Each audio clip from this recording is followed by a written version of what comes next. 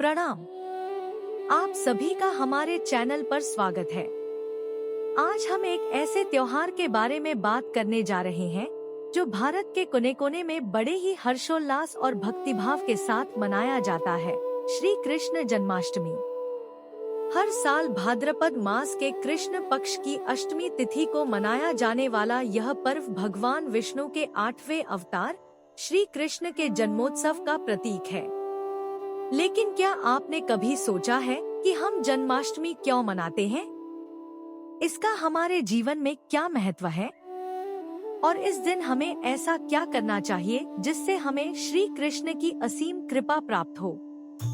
आज के इस विशेष एपिसोड में हम इन्हीं सब सवालों के जवाब जानेंगे और श्री कृष्ण की लीलाओं की दुनिया में गोते लगाएंगे। तो बने रहिए हमारे साथ अगले कुछ मिनट तक।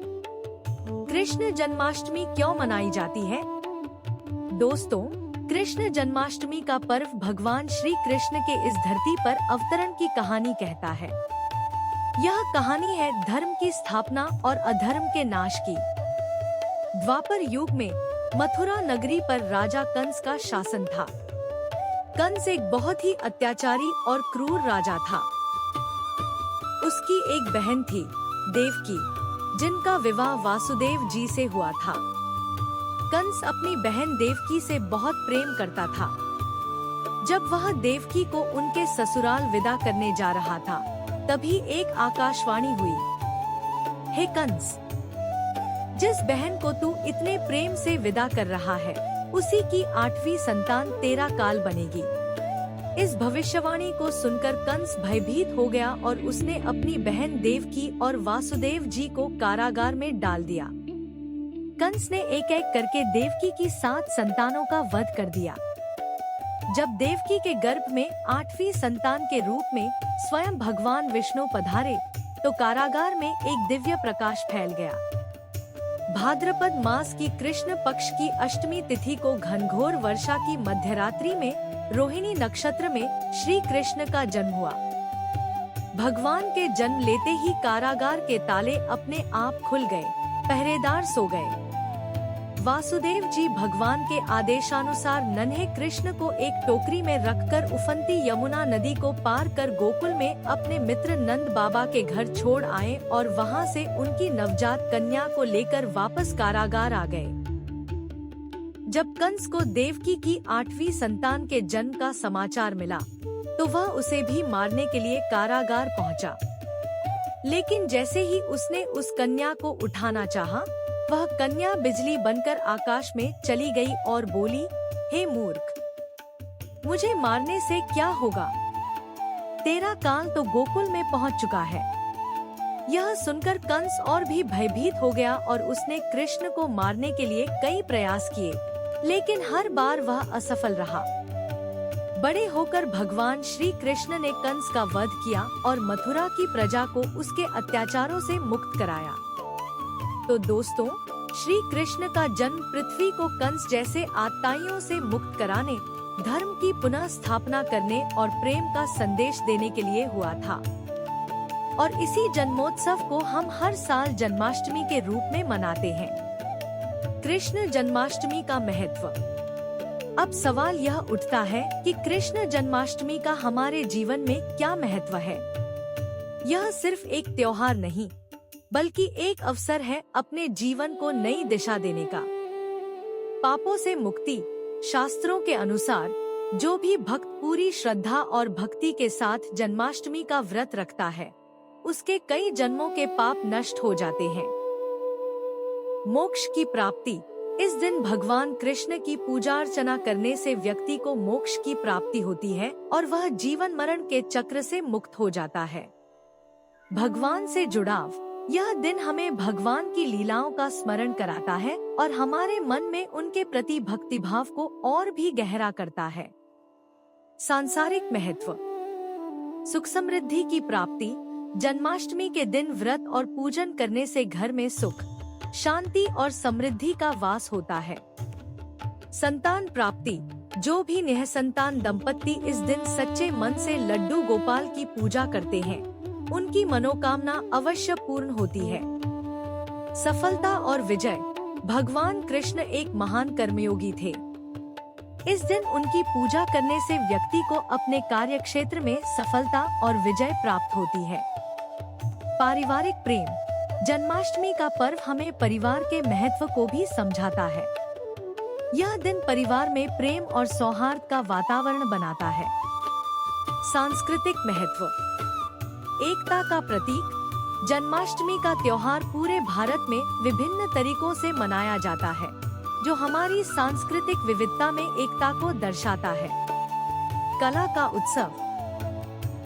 इस दिन नृत्य, संगीत और नाटकों के माध्यम से भगवान कृष्ण की लीलाओं का मंचन किया जाता है, जो हमारी कला और संस्कृति को जीवित रखता है। जन्माष्टमी के दिन क्या करें? मेजबान। तो अब जब हम जन्माष्टमी का कारण और महत्व जान चुके हैं, तो आइए जानते हैं कि इस दिन हमें क्या क्या करना चाहिए जिससे हमें इस व्रत का पूरा फल मिल सके। व्रत और संकल्प। जन्माष्टमी के दिन सुबह जल्दी उठकर स्नान करें और स्वच्छ वस्त्र धारण करें। इसके बाद हाथ में जल, फल और पुष्प लेकर जन्माष्टमी व्रत का संकल्प लें।